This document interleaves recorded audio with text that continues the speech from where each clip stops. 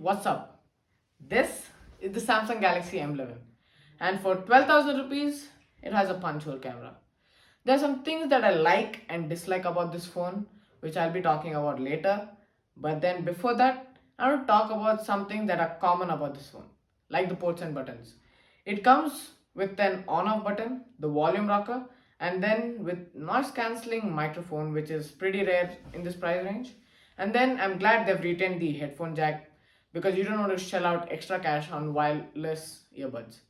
And then you also get the Type C and the mono speakers on the bottom of the phone, and you also get a dedicated SD card slot on this phone.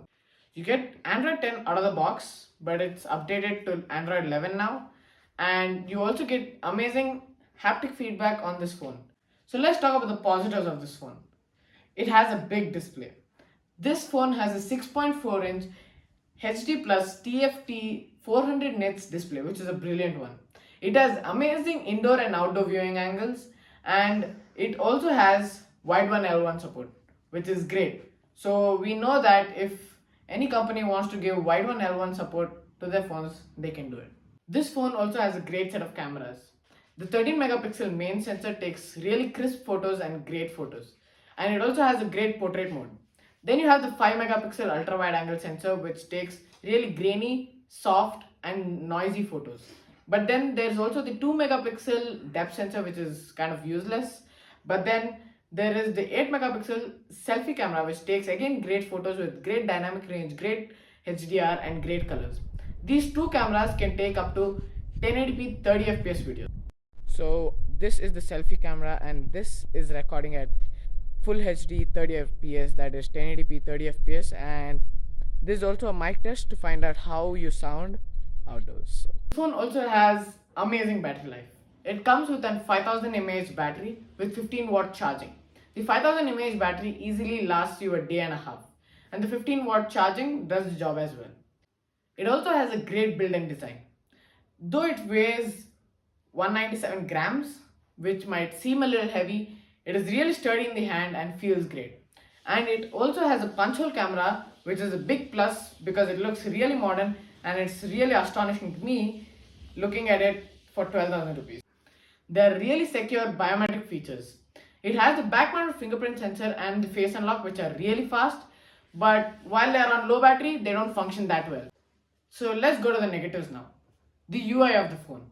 It runs on One UI 3.1 based on Samsung's UI, and it runs on Android 11. But the problem here is it looks pretty neat on the face. It is very nice and clean. But then once you find out there's a Discover tab, and when you open it, you find whole lot of bloatware, which I don't really prefer. Another negative I want to talk about is the processor. It has the Snapdragon 450. The Snapdragon 450 is a very average chipset for 12,000 rupees. As you can see, the Geekbench score is very low. And when you compare it, you can compare these to the scores of phones that are under 10,000, which is really bad to see. And the multi-core scores have just a big drastic difference in between them, which is really bad. And another thing I found out is while scrolling Google, you have some lag, and while you want to immediately type something, you still have lag, though there is nice haptic feedback. When I did the CPU throttling test, it had only 90% throttling, which was great. But then again on BGMI, I could run it only on smooth and balanced settings, which is okay. And on day-to-day usages, I had pretty good performance. So let's jump to the conclusion. The phone for 12,000 rupees is not worth it. But if you get it for 10,000 rupees, it's nearly perfect. Because though there are some caveats like the bloatware and the processor, the bloatware I don't think is a big caveat because in most of the phones under 10,000 you will have this bloatware. But if you get it for 10,000, without thinking, it's a no-brainer, you can go for it. So that's a wrap on this video. I'm Rishabh from Extreme Technology. Sign off. See you.